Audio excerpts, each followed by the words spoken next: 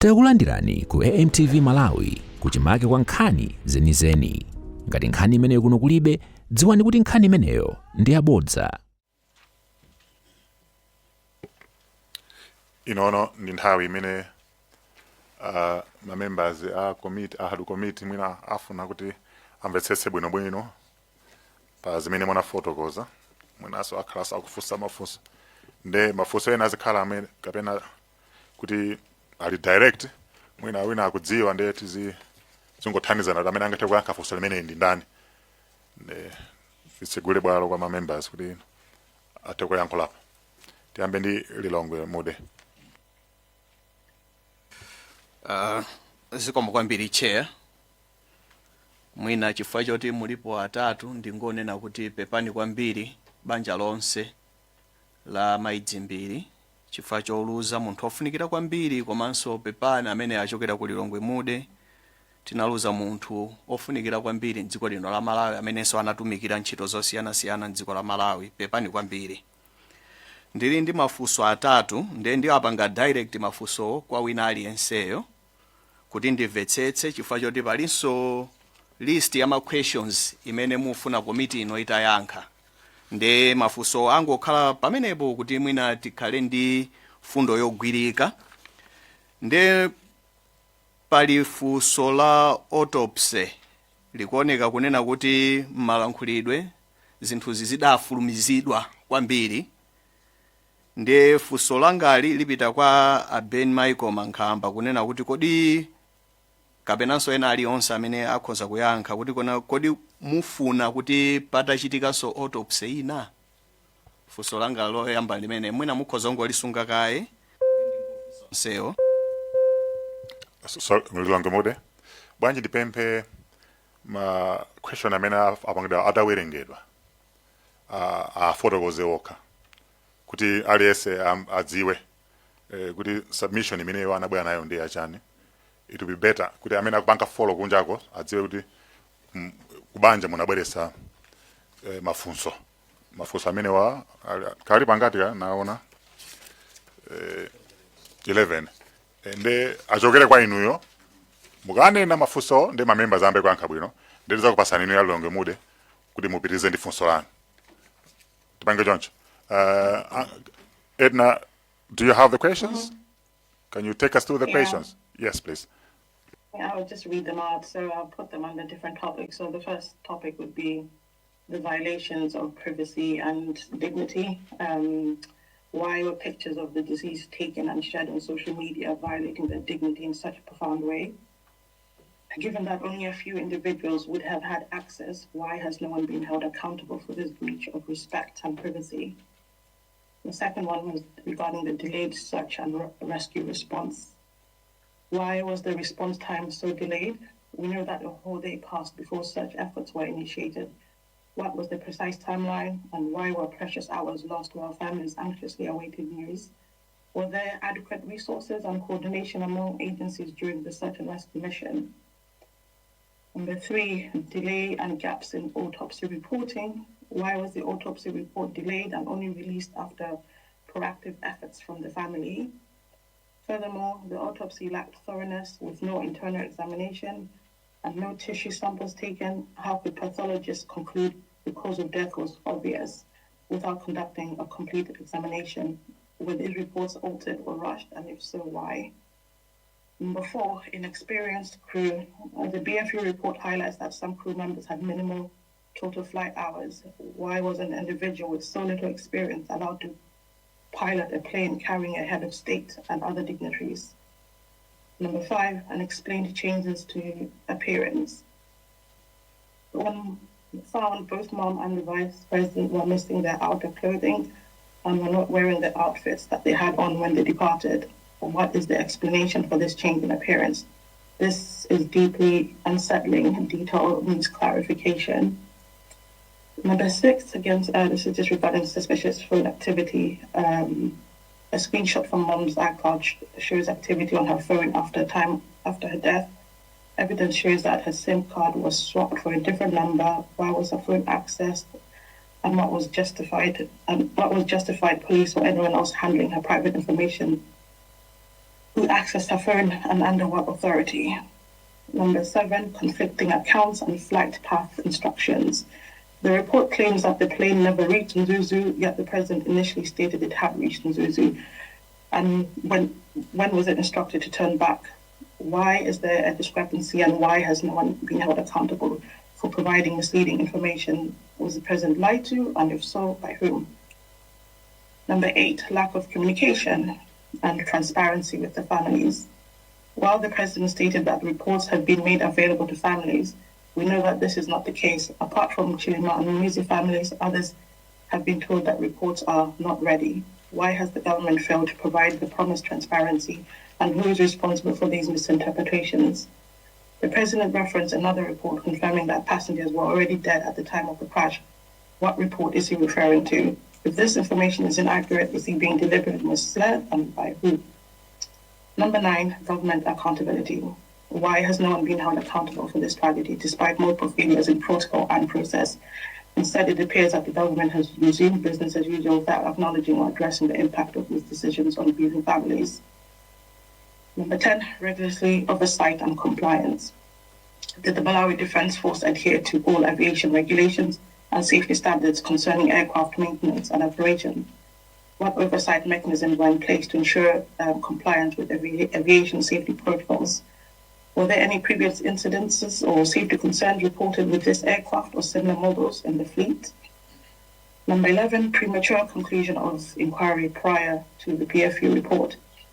Why is the Commission of Inquiry concluding its investigation? This is before the release of the final PFU report, which is expected to provide analysis, conclusions, and safety recommendations. The inquiry is rushed and risks undermining the credibility and completeness of its outcome. Has the government considered the profound impact of a hurried and opaque investigative process on grieving families? Obviously, this last one is relating to the initial first inquiry. Thank you. Edna, did you write this or did you coordinate this? Where is it coming from? My sister Lucy. Okay, which means that you may not be able to answer the questions directly. That's what I was asking. No. We may have to pick the right person to answer the question. That's what you're saying. Okay, so I hand over the floor to Lilongwe Moody. Zikomo kwambiri chair, ndibwerezenso kuti chifukwa choti tilipo ambiri ndingotengako ma questions ochepa apapa ndifunsa enawo ma members enaso afunsa. Ndimafunsa kuti funso ili mwina Ben Michael o Mr. Malamulo mukhoza kundiyankha kuti pali kudandaula kuti postmortem uyu inafulumizidwa kwambiri. Ndiyeno ndimafunsa kuti ngati family mukhoza kufuna kuti pachitidwenso postmortem ina. Funso loyamba ndi limenelo. Funso lophatikizira pamenelo pali concern kunena kuti zovala zimene adavala zikusiyana zimene adavala akupita ku ulendowu. Then ndimafuna amene anapanga identify board ndino a Ben Michael mungakumbukire kunena kuti zovala zimene mudapeza nazo zidali zotani, so that tipange check ndi zovala zimene adavala pa tsiku limeneli. Mwina funso lolamveka. Funso lachiwiri ndi la nkhani ya mafoni imeneyi ili pa namba 6. Ndimafuna ndidziwe ngati munayitanidwanso ku polisi kuti mukalandire mafoni a Dzimbiri, olo ngati mafoniwo sanaperekedwe kwa inuyo. Ndeti mafuna ndidziwe ngati mafoniwo anapangidwa return kapena ayi. Komanso ndekuti ngati committee tiyeneranso kupanga check ndi ma service provider pa nkhani imeneyi. Mwina inu ngati munachekanso kale ndi ma service provider mutipatsa, koma ndekuti mwatipatsanso ntchito ngati committee tipange check. Koma funso ndilonera kuti kodi mafoniwo anaperekedwa kapena anasowa simunalandire. Mwina for clarity, mwina ndafuse a Edna Muluzi. So mafuso amene ndafusa ndi ainuyo. A Edna Muluzi ndikufuseni mchichewa ndikufuseni mchizungu? Mutafusa mchichewa koma ndiyankha mchizungu, it's easier. Ya chabwino, ndathokoza. Pa number 8 mwanena lack of communication, mwanena za ma reports. A president ananena report wasana rilede. Ma report amene wandi ati. So kutita apange follow up. Munena ma report ati. Kutita apange follow up. Endilomaliza kwa inuyo Edna ndilankhani ya concern ya inquiry kuti idatulutsa msanga marizatsi BFU isadatulutse. Ndimafuna nene kuti ku Malawi kunonso kuli concern kapena anthu ena akudandaula kwambiri kuti a president adachedwetsa inquiry. Imayenera ichitike mofulumira kwambiri ngozi itangochitika. Nde inu mwanena kuti yayi inquiry imene inso inatulutsa marizatsi mofulumira kwambiri BFU report isadatuluke. Nde ndimafuna ndikufunseni kunena kuti kodi pamenepa kudakakhala kuti report imeneyi inquiry imeneyi yayamba msanga nde kuti idakatenga chaka isadatulutse marizatsi zimene inuyo mukufuna. Nde ndimafuna ndidziwe kunena kuti chimene chinaka kukomerani kwambiri timing kapena pa nthawi ya inquiry imeneyi chidakakhala chani kwenikweni, chifukwa ena akudandaula kuti idachedwa, inu mudandaula kuti marizatsi adatuluka msanga BFU isadatulutse marizatsi. Chimene chidakakukomerani kwenikweni kapena chimene mufuna kuti komiti ino itachita pamenepa ndi chani kwenikweni. Ndiyimire pamenepo, mafunso alipo ambiri koma anzangaso alipo ambiri oti akhoza kufunsa nawo. Zikomo kwambiri che. Chambe ndi Ben. Zikomo. I think munajusa mafunso lamba jenalia. Pepani nakupatsani mafunso awiri okha ndipo nanena kuti awiriwa muyankha ndinu, awiriwa ayankha Edna. Nakufunsani kunena kuti mukudandaula za postmortem kuti idachitidwa mwamsanga kodi ngati family mufuna ichitike ina funso loyamba nde lokhudzana kumeneko. Banja sayo. Okay. Yeah, okay. Za postmortem ndayankhulazo, I think aliyense olo eniyo muziwa kuti simatenga even 10 minutes nkumatita panga postmortem. Aliyense akuziwa kuti ndi inapangidwa ndi mwachangu, sikuti ndizopeka, sikuti ndizotani. So kumbali yoti kodi ingachitikeso kuti mwina tufuna tichiteso, I think imeneyo ngati ufamily timalemekezaso ana amalemulo imeneyo ikhoza kukhala I think decision ya makamaka ya ana amalemulo kuti mmene angakambirane ndi ngankhe choncho. Funso linali lonena kuti pali kudandaula kuti zovala zimene adavala zikusiyana zimene adapezeka nazo pangozi. Inuyo mudapanga identify mabody. Mukhoza kukumbukira kuti zovala zimene adavala mudaziona nazo ngozi itachitika nzovala za mtundu wanji kuti tipange check ndi zovala zimene adavala akupita ku ulendowo. Okay. Ine mbali zovala zimene anavala popita pa ulendopo sinuzo kuti anavala chani. Plus kumene napita ku postmortem sanaliso chifukwa anali ali pa table paja pamene amayezerapo. Ndi obviously kuti so anali muzovala ndi I have no knowledge kuti anavala chani chifukwa ine body imene nayiona inali yoti ilikale pamene amapangira examine. Zikomo kwambiri nde kuti mwina mutilongosolera mwina one of you chifukwa complaint yachokera ku family nde kuti wina wake adapanga notice menezo nde mwina mutilongosolera. Nde lomaliza lano linali lankhani ya mafoni kuti kodi mafoni adabwenzeretsedwa kapena ayi, komanso kodi mudaonako ndi ma service provider mutadabwa kunena kuti mafoni agwirisidwa ntchito bwanji miyezi 4 itapita malemu atapita. Nde ndimafunsa kuti kodi mafoni amenewa adabwenzeretsedwa komanso mutadabwa kuti pali activity mudakapangako check ku Airtel kapena ku TNM kuti kodi chikuchitika nchani. Kumbali ya mafoni sitinaoneko loko imodzi, mafoni awo awiri palibe yomwe tinalandira. Nkhani yoti tinakapanga check ndi ma service providers sitinapange check. Zikomo kwambiri. Zikomo kwambiri nde kuti sopano Edna akhoza ndiyankha mafunso anga awiri aja. So regarding the reports, saying the president's report, I'm not sure the exact reports my sister's referring to, but she would 100% know. She was meant to be on this call, but she's not feeling well, so she can get back to you with this information and clarify on that. And then regarding the reports that was done too quickly or that was too slow, what needed to be done was just that it was going to be done thoroughly. Like for me, honestly, if it's going to take a long time, as long as the report was not rushed, and how can the committee conclude a whole inquiry without the BFU reports? That would mean some information and details was missing to get a complete picture.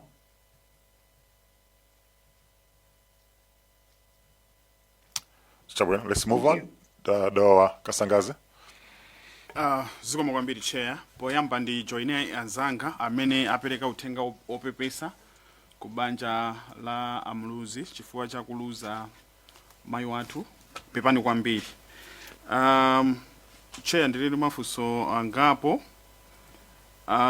Fuso loyambirira lili pa fuso number 6 limene akubanja mwapereka lokhudzana ndi suspicious phone activity after death.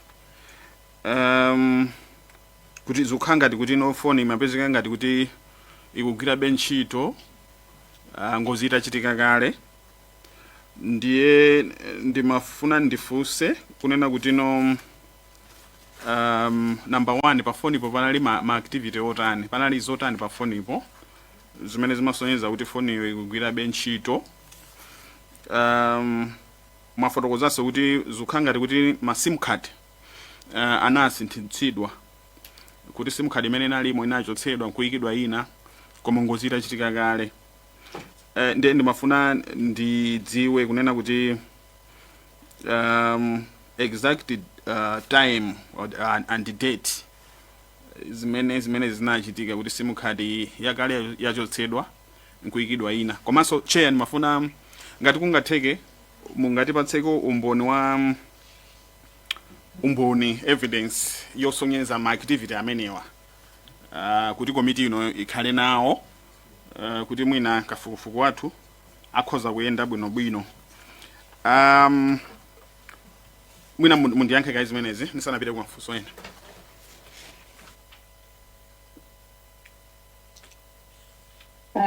Yeah, I have a screenshot that my brother took of when Mom left the group chat, which was on the 10th of October 2024 at around 5:34 a.m.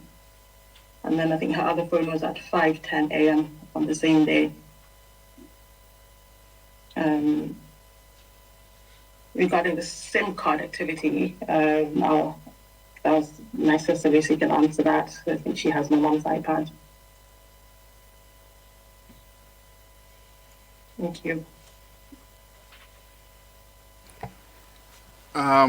If possible, would you share the screenshot that you have to the committee?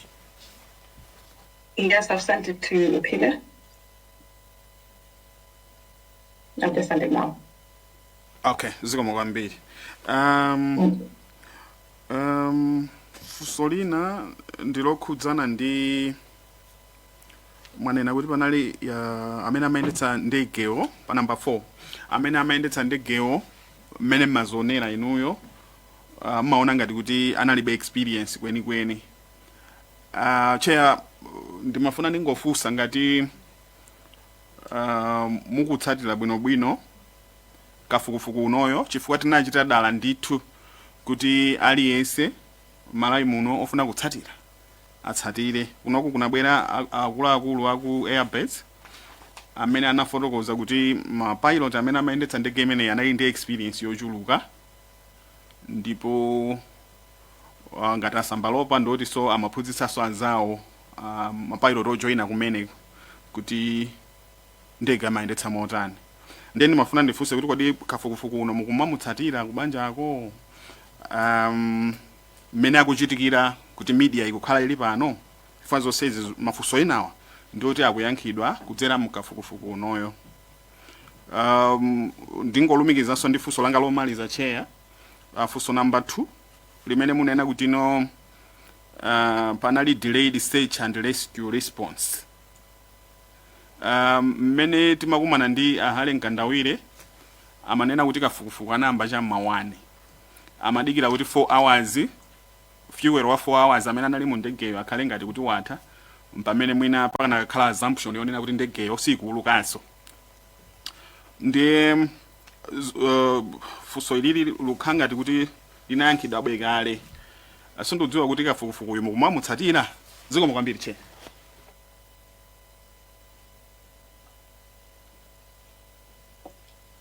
Angathambiza kuyankhana.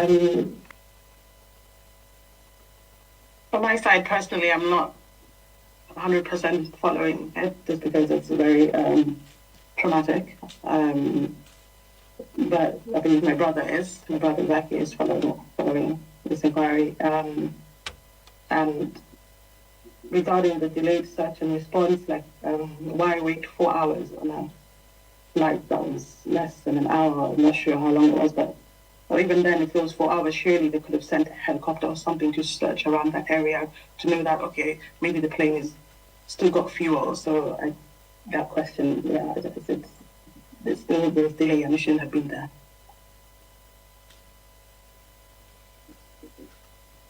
Thank you.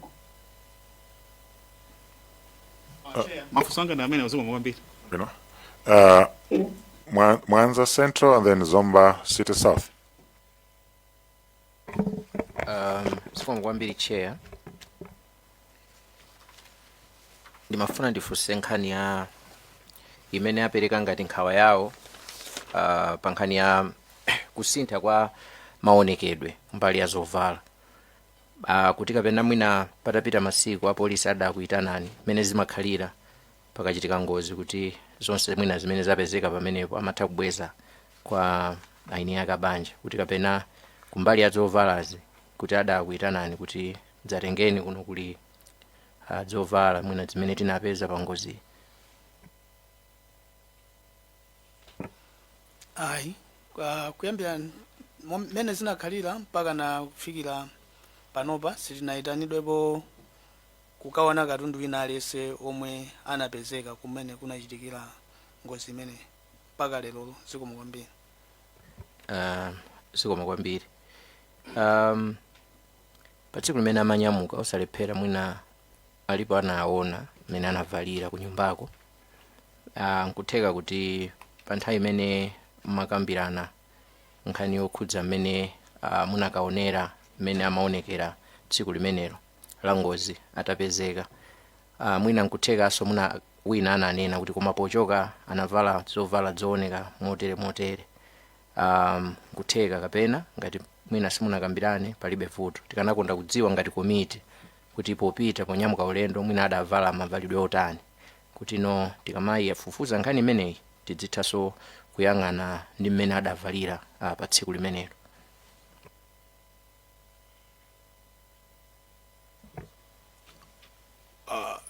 Kumbali ngati ndikuona ngati knowledge yoti adavala chani inenso sindikuziwa kuti adavala chani, koma I'm sure kuti crew yonse ija suti ingangokafika ukakwera ndege osajambulitsako zithunzi pena pake kwajambula anthu pabwino kawino ake kuti mwina anajambulako zithunzi maybe kuti tukakwera ndege.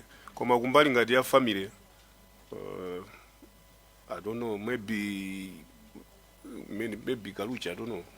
Koma ine ndi knowledge of kuti anavala chani. Okay, ine ndilongosole chonchi. Itafika nthawi yoti mwina akaveke thupi tinapita ku nyumba kukasaka zovala zomwe amavala Katolika popita kumaliro ali ndi uniform yawo ndi sitimayipeza.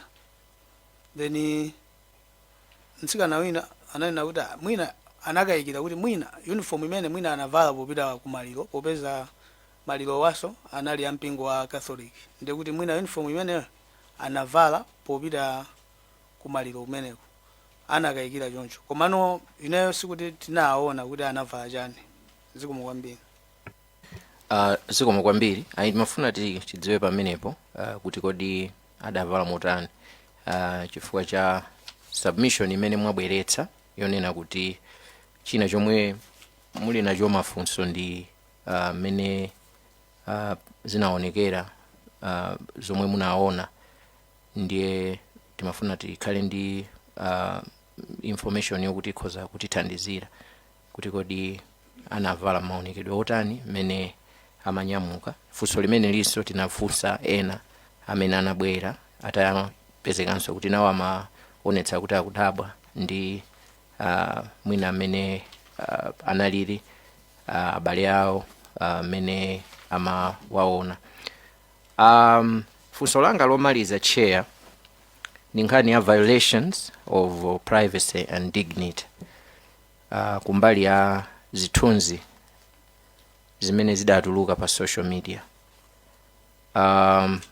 Mene mwalemberamu sikusonyeza kuti muli ndi chidwi kwambiri kuti mudziwe kuti kodi zinachitika ndi chani, kuti zithunzi zimene adajambula anthu ochepa kunali asilikali kumeneko amene amaletsa anthu kuti ajambule, kusonyezadi kuti amene anajambula ndi anthu owerengeka. Mwapitiriza kunena kuti why has no one been held accountable for this breach of respect and privacy. Tinene kuti ngati banja mukufuna mutadziwe kwambiri kuti kodi zithunzi zimene zidakapezeka bwanji pa social media.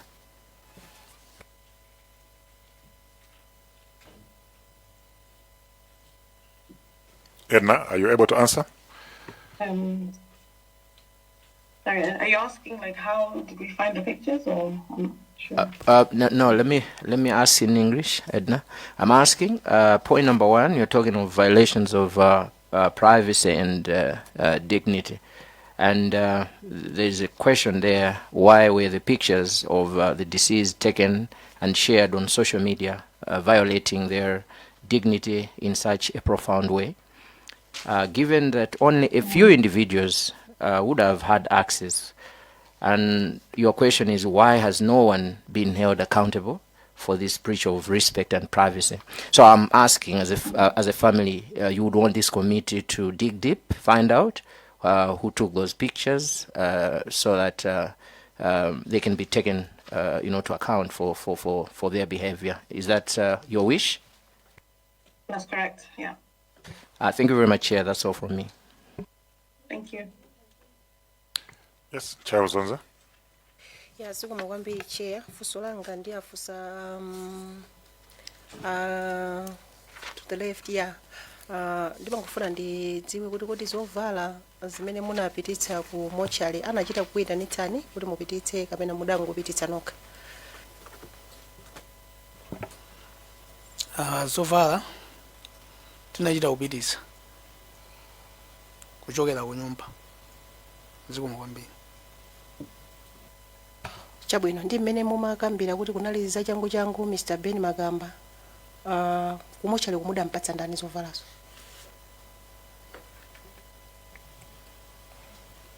Chabwino kumochale kusudi nayo kondeka akubanja ndiye chifukwa ni mapasidwa so program ndikayankhuleso on behalf of the family ndi kunali kuti wina upanga zina ndi one of my sisters namene ananyamula zovala zomwe akapereka kuti akavikeko. I think at that time ine ndi mwina naliso tamanga zo ndi anthu amene amanifunaso, so singaziwe kuti anakampasa ndani kwenikweni.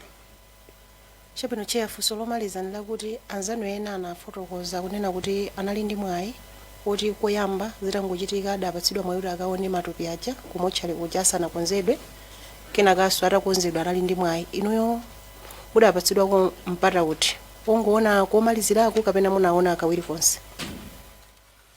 Sitinapatsidwe mpata okaona koyambako chifukwa amaletsa kuti kusapiteso munthu ati security tight kumene koko. Nthawi imene azapita ndi imene tsopano yachiwiriyo yoti basi akangomaliza atakonza kaleso matupiwo, chifukwa amatiuza zotaita kuti ayi thupi silinali chonchi tachitokonza apa chanchani, ndi naona nthawi imeneyo atamaliza kukonza. So mwambiri chair. Oh, sorry, I had the Zomba City South, then the Mayane. Ziko mwambiri chair. Ineso ndipereke utenga opepesa kwa banja lonse kuchokera kwa anthu aku Zomba City South constituency potaya mai wathu pepani kwambiri. Chair, mafunso anga ndingofuna clarity alongosera bwino kwambiri anthu atatu amenewa. koma ndimafuna ndibwerere paja mmanena kuti ati you are informed kuti family inayi ndi mpata osankha dokotala oti akhoza kupanga matesi pathupi la mayi athu ande munatiuza kuti anali Dr. Charles Zamalala. Ndimangofuna ndingoziwa kuti anazakuuzani uthenga umenewu kuti muli ndi ufulu osankha dokotala anali ndani? Uthenga uti naumvera ma social media, ma radio zimayankhulidwa kuti mabanja dapasaso ufulu oti I think amayankhula na Minister of Information kwambiri nthawi imeneyo kanala kunkuyu I think na amene amanena mayankhula kuti mafamily zidapatsa ufulu kuti apeze munthu amene anga pangire postmortem kuopa pamawa izi ndizi. So that's when ifeso naona kuti izi mwina zimazafunikira mawa tipeze wathu oti nafeso atipangire tubila mayi wathu. Zikomo kwambiri ndi zikusonyeza kuti inu munakapeza Dr. Charles Zamalala amene anapita kuti akagwire ntchito imeneyi. Koma malipoti athuwa akusonyeza kuti Charles Zamalala sanagwire ntchito imeneyi, akuti anangoonerera. Kodi anakuwuzani chifukwa chake chimene sanagwirire ntchito imeneyi? Yeah, Zamalala chifukwa zijanena kuti nthawi imene amafika program itasanjidwa kale matupi enawo pano tulusa tupiri chanjani. Chifukwa chake kwambiri I think inali nthawi pressure manena ija kuti ma program amathamangisana kwambiri ndi analibe nthawi yokwanira. Even chinaso chimene chimandabwisa atafika Zamalala amaoneka ngati kuti anthu chifukwa Zamalala ndodziwika kwambiri, koma observation ene inali kuti anthu amakhanga wadabwaso khanga kuti si munthu wankulu oziwa zimene zozo azinzawo amene amapanga zimene zozo. And atakafika kumene kunali thupiko iwo aja nakhala mbali yawo ka anzawo mbali yawo basi ndi amalongosolo yaso aujeniwo. Anthu amene amapanga zimene amalongosolo Zamalala kuti pana chonchi napanga chonchi khanga dakumuza so Zamalala. That's why kenako Zamalala zabwera zakuti ni mmene zimakhalira tikafuna kuyeza thupi koma ine sinapange. So ni mmene zinakhalira. Yeah, zikomo kwambiri. Cheya mwina tifuna kuti Zamalala amenewa azathenso kubwera kuti azalongosole kuti kodi chinachitika njani kuti asagwire ntchito imeneyi pomwe family inayi atapempha kuti akagwire ntchito imeneyi. China cheya ndimafunanso ndingomvesesa pressure imeneyi manena kuti mwina anthu amathamangisana ndi nthawi. Kodi munapezapo mpata mwina ungonkodwa kansilikali mmodzi kapena wina kuti kodi phuma limeneli chikuchitika ndi chani kuti mwina munafunsa kwa Mankhamba kapena nanunso because of that pressure zinakuvutani kuti mwafunse chifukwa chake kuthamangira kuti mpaka postmortem kupangidwa mati almost 10 minutes. Did you have chance to ask? Maziwa pakakha kuti boma asilikali ali pomwepo ena opanga izi ena kuti chanchani.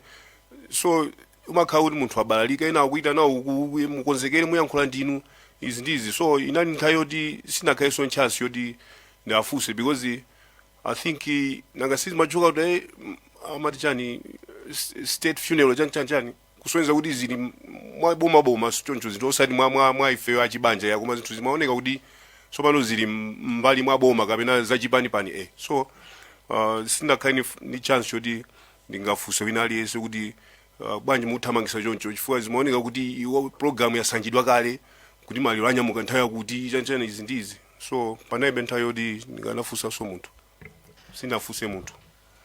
Zikomo kwambiri cheya. Mafuna tu banja lingo ndimvesesa kuti tifunsa mafunso amenewa kuti tingomvesesa komano mafunso onse 11 amene mwatipasa Edna ndi timu yonse yakubanja mafunso amene wafika moti ifeyo ngati committee tikuthandizani kuti mafunso amene wayankhidwe. Ma members anamba kuyankha mafunso ena sitikuziwa kuti nonse mukhoza kukhala kuti matha kuchita follow azimene tikumapanga every day, komabe mafunso amenewo amene ayankhidwa kale tikukhulupirira kumapeto kwa ma investigations amenewa muzazipezamo mu report imenemu. Nimafuna ndikuchita na sure kuti mafunso asiti kuakana, mafunso alandiridwa ndi ntchito yathu ife ngati committee kuti tiyankhe mafunso amene ma families muli nawo komanso a Malawi amene muli nawo. We are not pushing back these questions to you, koma kuti mangofuna clarity and these questions have been accepted. Chair, submit. Thank you.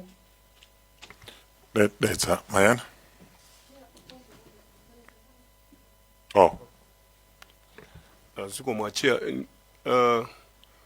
ndimangofuna ndidziweko za amene tinapeza kuti atipange postmortem because ineyo knowledge ya ine Malawi nomwe ndimamva kwambiri za Dzamala ndi ife timaona ngati tatenga expert wenu kusiyana ndi ena yonse ndi zimangondidabwisa kuti nchifukwa chani kumatupi enawa amene kuma postmortem amachitikawa Adzamala sanatengedwe chifukwa chani chifukwa kumalawi kuno kamadziwika ndiwo ndi kumakatengedwa ndi family yathu nchifukwa chani sanapangidwe involve on a higher level kuti atsogolera timu indi izo ndimangofuna uzo zimangondibwerera mtima kuti anamusiya chifukwa chani kula amene iyo munthu woti ndiye otchuka ena sitimadziwa ena afe ndimangodziwa Dzamala so ndimangofuna ndizadziwenso kuti nchifukwa chani sanakhale nawo mu timu ya anthu amene anasankhidwa kupanga zimenezo zikomo. No, ife tidakapanga kafukufuku mafunso onse amene muli nawo tikhulupirira tikamazamaliza inquiry tidzakhala ndi mayankho oyenerera. Zikomo.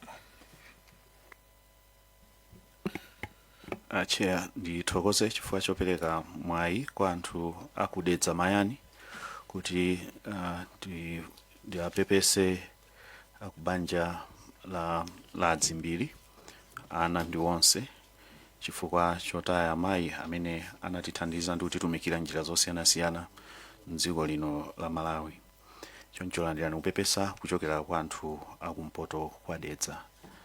Ine choyamba Chair ndimafuna ndidziwe chifukwa munkufotokoza kwawo akuoneka kuti mayi Shaniru Dzimbiri analemba chikalata chofotokoza kuti mukandisiye nditati ndamwalira mukandisiye mochale ya ku Goodwill. Ndimafuna ndidziwe kuti kodi kulemba kwa kalata imeneyi anakufotokozera nipo nkhawa zawo zimene anali nazo ndi moyo wawo kuti mwina amayiona imfa yawo ili pafupi mumadziwapo china chilichonse kuti chinawapangitsa kuti akhudzidwe kuti mpakana alembe ndondomeko za mtundu umenewu ndi chani kapena inali kungokhala wiru mmene makhalira kuti panali nkhani zina zambiri. Mafuna ndingodziwa kuti mwina panali zina zimene anakubenthulirani zimene amaona za mtsogolo mwawo kapena amaona chiopsezo kapena amaona zina zake. Mafuna nditadziwa pamenepo kuti chinawapangitsa kuti aperekeretu ma instruction amene mwambo wawo wa maliro ungaendere chinali chani ngati akubanja mukudziwapo kena kalikonse. Zikomo kwambiri. Mayi kwambiri anali wokonda kukonzekera kwambiri za imfa yawo soti kuti anali ndi nkhawa. Ndimakumbukira ine chaka cha 2010 anandiuza kuti ine nditamwalira mzakangondika uchechi kuja muzizasangalala osadandaula osapanga soti muzikhumudwa muzidani muzizangosangalala basi.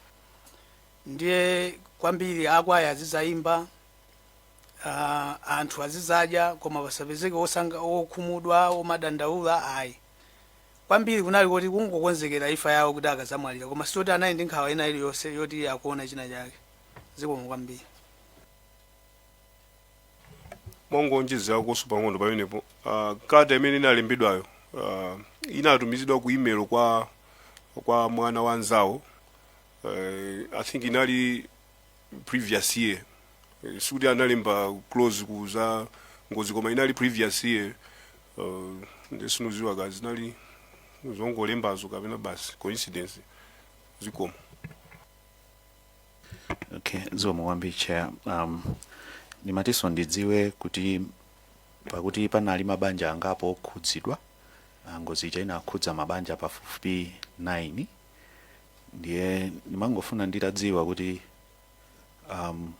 sindikudziwa kuti pakuti mwayi odaperekedwa kwa mabanja onsewo kuti apeze dokotala wawo amene angapange postmortem ndipo dziwa kuti Malawi muno madokotala amene ngochepa zedi ndigwirizana nanu kufotokoza kwanu kuti Dr. Dzamala ndi amene anali modzi woyamba kuphunzira ntchito zimezi koma mkatikati mwa ndimemu madokotala ena awiri atatu abweraponso kudzagwira kuphunzira luso limeneli.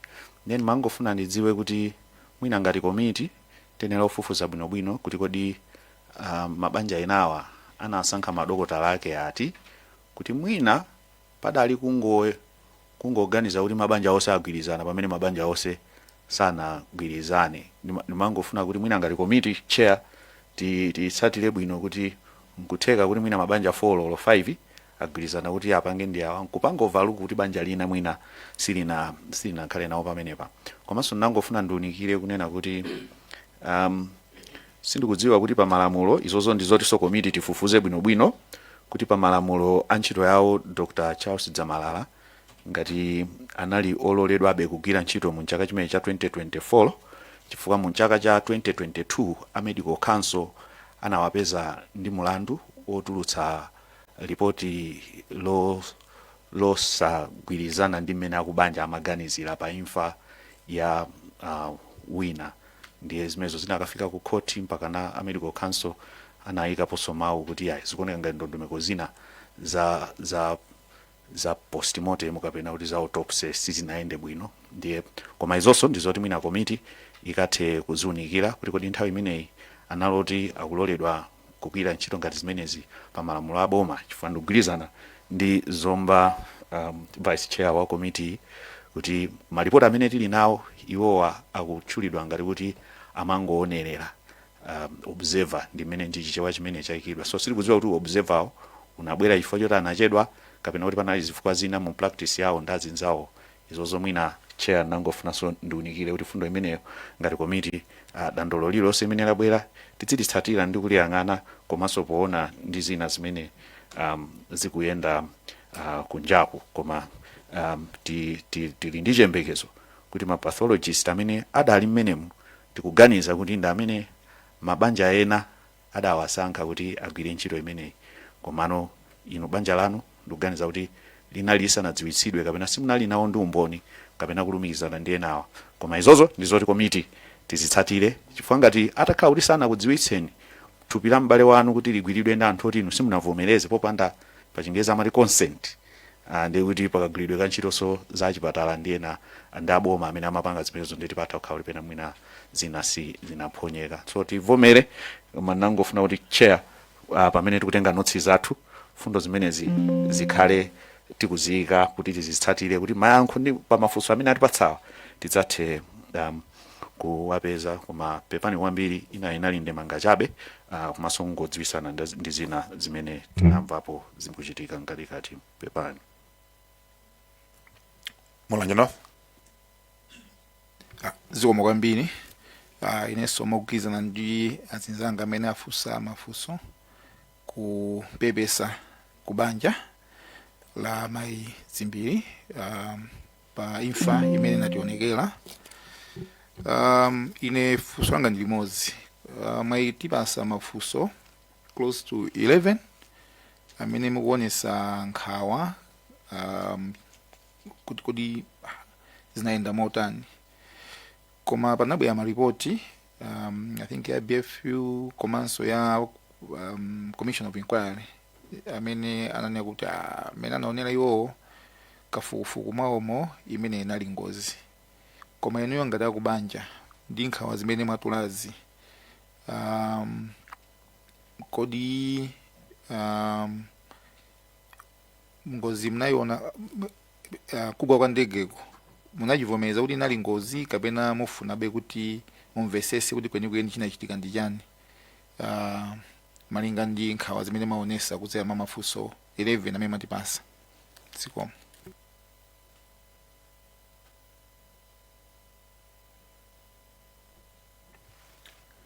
Edna, are you there?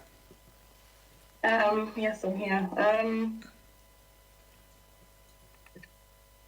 I think we just need to wait for like a full, thorough inquiry, which is why we're all here. Because as I've written in the questions before, there's been some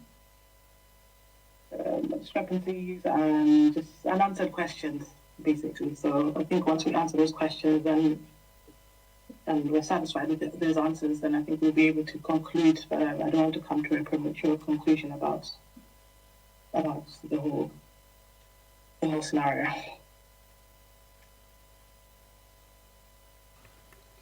Zomba Tondwe. Zomba Wambiri Chair. I think inenso ndiyambe ndikupepesa chifukwa cha ipinjo chomwe chinagwerani mzimu wawo ziusa mumtendere mayi Dzimbiri.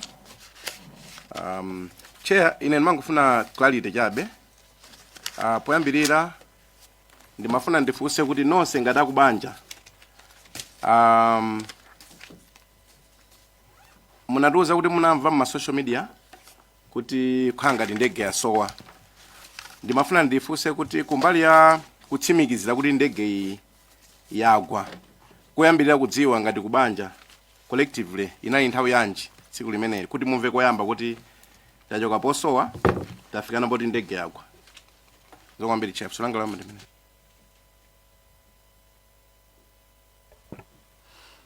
Nthawi yomwe tinazindikira kuti ndege yagwa kudziwa kwenikweni it was around 10 tili komwe tinasonkhana komwe amakhala ku area 49 ndipo omwe tinapanga notice and ndikukumbukiranso nali close ndi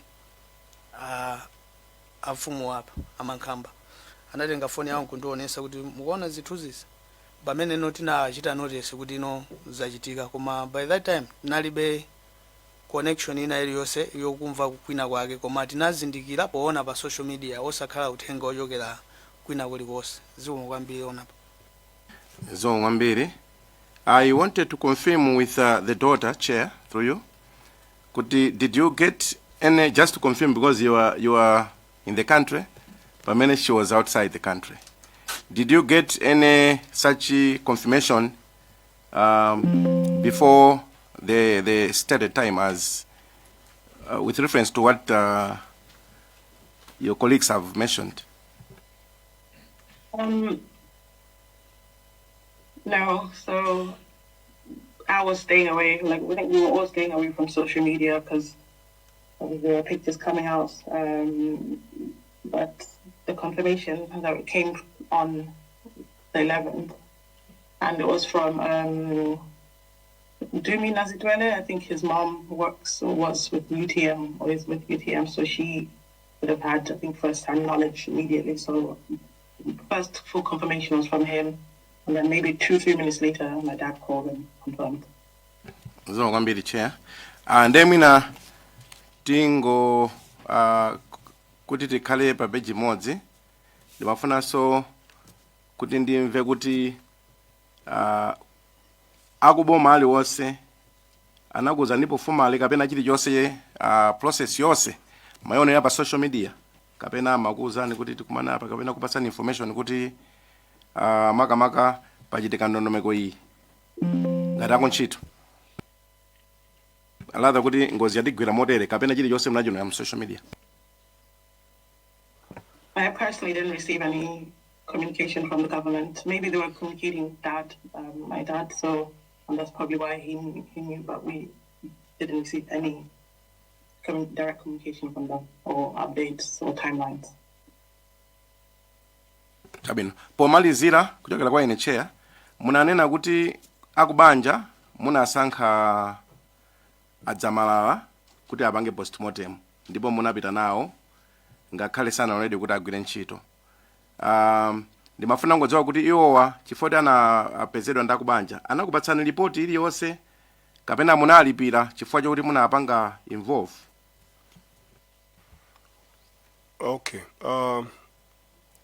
Zolipirazo nzoti because amadira kwambiri ndi malemu anko aine nde zamalipiro I think inali nkhani yokhuza ma transport for ndikumbuka kuti amakambirana zamayendedwe kuti fuel ndilibe chanchani. So kumbali ya malipiro I think anapatsana za fuel kumbali ya report ndesina ndiye report kuchokera kwa iwo. Chair, that's all from me. Thank you.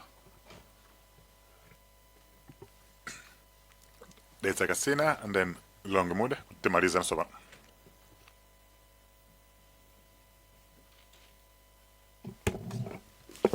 Zikomo kwambiri Chair. Ndi joine azanga ose amene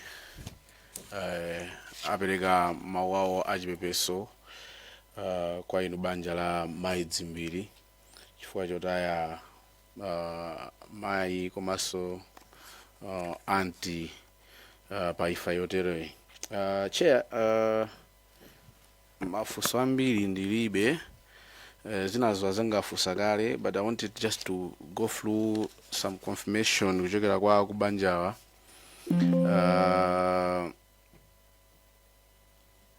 Mafuna ndiyambire ya violation ya privacy, kuti tikamayankha chair tikamapeza mafuso akubanja waso akhala kuti atithandiza. Pama pictures ipo ndimafuna ndipange connect ndi bullet number 5 ya zimene atipatsa, zimene zikuveka bwino kwambiri, ndipo atipangira ntchito yophweka kuti tithandize kupeza zifukwa zoti tipeze chair. Ena ndafunsa kale nkhani ya zovalazo zimene anavala pa tsiku malemu Maidzimbiri. Sindikudziwa kuti kodi Maidzimbiri amakhani ndani kulonga kuno. Maidzimbiri amakhala ndi mwana wawo, twin brother wa Edna Muluzi, ndi amene amakhala naye. Zikomo kwambiri ona. Tsiku limene amanyamuka kupita ku Zuzu, sana nenepo kuti anavala chani olo wantchito wawo ngati anayendi wantchito. So far sanalongosole kuti anavala chani. Zikomo kwambiri ona. Ndimafunsa chifukwa choti ndimaona so witness anabweretsa akalilombe dzulo protocol. Zangovuta kuti poti apangakale dzulo. I was critical akanabwera mwina after iwo waifa ndamene akona kuti anapanga last interact ndi Malemu Dzimbiri pamene anali limodzi ku VIP lounge, komanso pamene anachoka kukakwera ndege kumapita ku Zuzu. Mwina akanatha kuti longosolera chifukwa mene anakambira bambo Ben Michael kuti mwina panabe zithuzi komwe tinamvera dzulo muja kuti I think anthu anangokwera straight kwakwera ndege sanatende mwina nichira komiti nochiya kuti tipeze kuti anavala chani so that we can tiyankhe mafunso ana amene muli nawo amene so dziko so ndi kuti lili nawo. Koma ndimafuna ifoti ma pictures amene anatulukawo ndi mwina samaonesa zithuzi kuti anavala chani. Ma picture amene anapanga secret khale zizolakwika, koma the pictures amene anapanga secret wa social media sanaonetsenso kuti anavala chani.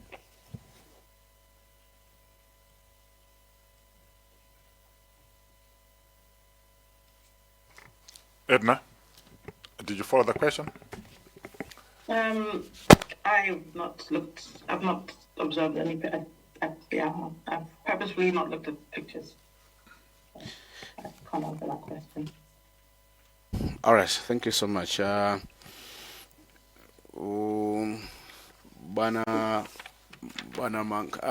on that one, mafati pite sindudziwa bwana nisana pite ku commission of inquiry report ikuoneka kuti amene anapita ku inquiry on behalf of the family ya Dzimbiri ndi Mrs. Lucy Dixon. Ndikupita ku Banja mwadziwa anyway. Yeah, she's my sister. All right, thank you. I think her comment based on this inquiry report, Chair, on page 57, I think she specifically mentioned and talked about the issues which is also on this presentation from the family, the issues to do the autopsy, the gaps in autopsy reports. I think that will come, but I wanted to talk, Chair, on the issues of violation of privacy on the picture, because I will not ask them a question because I think the one who went there was not there, is not here with us this afternoon. But just out of I think looking at your bullet number 8, no, I'll go to bullet number 11. Give me a hint that you had gone through the Commission of Inquiry report, is it? My sister went through it, yes. Oh, it's your sister who went through it. Okay, fine. Because Chair, if you go to page 81 of that of this inquiry, Chair, this inquiry report also commission had agreed on the same observations, many family and issues of violation of privacy. And I wanted to Chair just to take a note, there was there is a recommendations on page 89, maybe where when we're engaging the former IG or either in the next phases, we'll need to follow up, because there's a recommendation where it said the police should immediately investigate the leakage of the pictures at accident scene and hold account to those responsible for further leakage. But also, other than police chair, the commission had recommended that the director of Independent Complex Commission, which is established under the Police Act, they must also take over the matter. So I think it will also answer their issue. Now, Chair, I wanted to go on the Anafusagal, I think Dr. Zomba City South, I wanted to call him by his name, on the autopsy report, the gaps. Anafusa kuti chifukwa chani mwina ngati adanena apo chifukwa chake chenicheni chimene sana tengerepo gawo adzamalala ndiye mwayankha. Komaso masamples amene sanatengedwe, the family, your presentation has said it. Koma ine ndimafuna nditamvetsetsa kuti from the family, maliro a Dzimbiri, I think according to the inquiry report, adagidwa pa 14 June 2024 kwa Cezanne. Ndicho nje? That's correct. Date, who came up with this date? Date of a burial. Yeah, burial inali 14. From here kupita kumudzi kubalaka tinanyamuka pa 13. Mafana zoti kuti tsiku lila pa 14 mnaika nokha kubanja kapena it was pushed amapangaso push aboma mwina. Mene zinali maliro janati state funeral. Nde zambiri zokhuza kwa kupita kumanda whatever zimakhuza kwambiri asilikali not anthu ngati akubanja. Zimwe kwambiri. No, ndimafunsa no kuti tsiku kuti maliro tsiku lakuti munali kubanja kapena anali aboma. Tsiku loika maliro kuti kupanga chiganizo kuti maliro atuzeka lachitatu olo lachinayi. Munaika ndinuyo tsiku lo kapena akuboma ana kupanganiso, because chair kusulanga kupita ifaje kuti the autopsy was done a day area. Imene anapanga mwachanguyo. So I wanted to understand kuti madediwa anakupatsanisa ndakuboma kapena munapanga nokha. Date number 14. Who came up with a date of 14? I'm not 100% sure, but I can confirm with my sister. I think she might know, but I have a feeling it was a set date with the government. Okay, Chair, I was asking because the Commission inquiry report, page 51, where you're talking about the site of the autopsy. The autopsy were conducted on the 13th June 2024, and the burial was the next day on the 14th. So I wanted to understand kuti amene amakuthamangitsana chichitike mwachangu anala kuboma apankani autopsy okhayi koma kwina kumayendetsano khangati akubanja kapena chili chonse aboma anakuthamangitsana kuti chiyende mwachangu.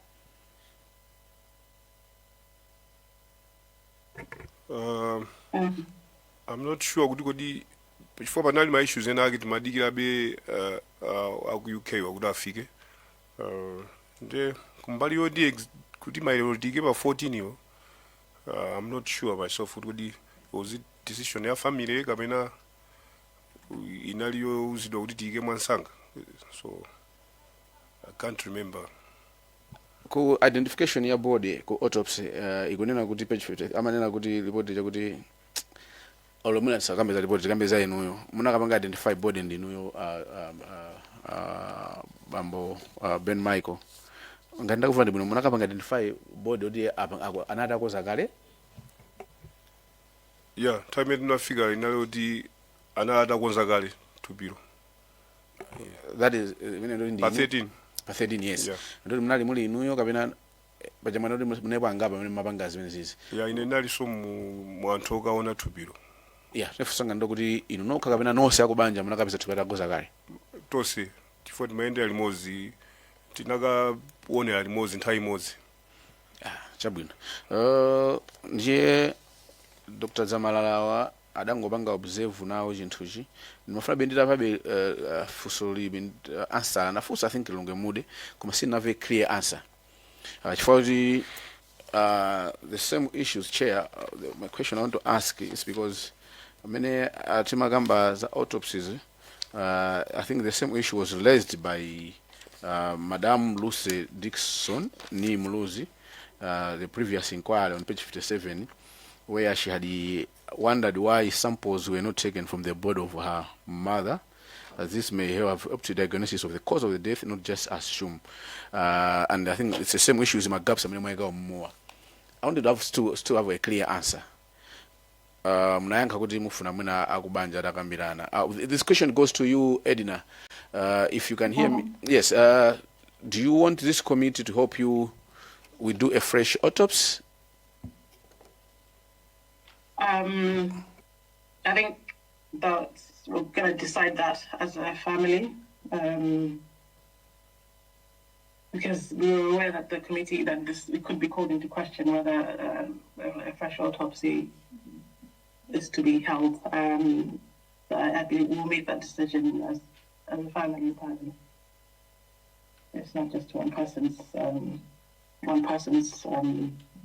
response. All right. I was asking that because I wanted to answer to help you and help this committee, also even the country, to answer the gaps which you had noted in the autopsy report on your bullet number 3. That's why I'm asking that if there's a need to have a fresh autopsy with the same your preferred pathologist who already maybe observed, not participated, but observed the process, the area process. So I think through you, Chair, would ask that the family decision and stand should be maybe very timely before we conclude the inquiry, so that we can answer the gap on the brief number 3.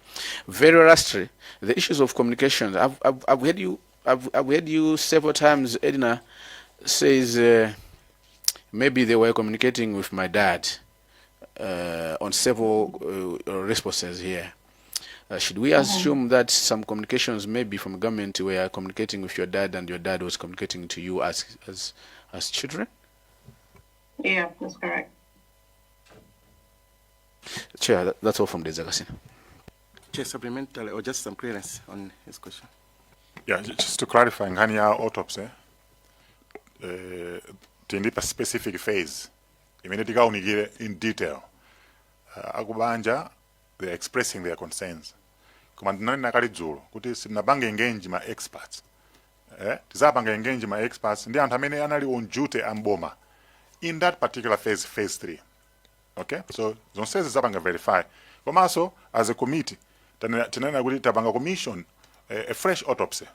Parliamentary, ikusaka independent pathologist, forensic pathologist, azaka pange a fresh autopsy. Siri kudziwa zimene azafuna zachite. It will depend. Ngatafuna kuti akapange exhume matupi, kuti akafukuleso azatiuza. Panthawi imene yoyo ndi pamene tizapanga approach ma families depending ndi report yake. Koma pali ma samples ena amene alipo kale, koma ena sanachitike zimene zingathe kupangika mwachangu. But if there is need for a fresh autopsy, tizamva from the pathologist. That's when tizabwera kwa inuyo. So kuli ma experts amene tukapanga engage, okay, kuti apanga examine zonsezi ati longosolo dongosolo lake bwino. Alright, koma mabanga mention zinthu zimene zili pa ndandanda zina ndi zina zimene ife tikufufuza. And ife taikakali ndondomeko zake zoti mayankho mukhale nawo ma investigations akamata ndi zina mungokhanga ndi mukupherezera zimene ife taikakali. I just wanted to have that clarified. Thank you. Understood. Good. Dilonge mude? Chair, zikomo kwambiri. Choyamba ndimafuna ndipempho chabe, Chair, kunena kuti ifeyo tikufuna tathandize family kuyankha mafunso awo amene ali apa. Ndiye mafunso anga amene nnafunsa ambiri mayankho ake panakalibe, mwina sister wawo ndi amene angapange provide ma answers, because timafuna tidziwe original complaint ya zovala kuti inachokera kwa ndani, anapanga noti ndani, kuti mwina tizitsatire. Ndiye ndimafuna ndipemphe ngati sister yomwina angatipatse some of the information imene ndapempha ncholinga chonena kuti tiyankhe mafunso amene ali nawo. Komanso ndimafuna ndipange note chair kuti I think ndi banja lokhali limene silidayitanidwe ku police to identify mafoni ndi zina zotero. Ndiye mwina nzofunika tiwathandizire kuti mafoni amenewa timve kuti adayenda bwanji ndi family yokhayi. Kwa mafunso langa limodzi kwambiri a Ben Michael. Mafamily onse amene abwera amadandaula kunena kuti sanatipatse mpata woona nkhope. Ndiye inu mwatiuza kunena kuti adakupatsani makiyi a coffin ndi adanena kuti amakhala poena olimbikira kwambiri kuti tione nkhope. Ndeno mukhoza kukatsegula ndikuganiza choncho, koma inu makiwo mudango wasunga sadaone nkhope ndikuganiza choncho mwina mundikuonza ngati ndikulakwitsa. Kenako munataya.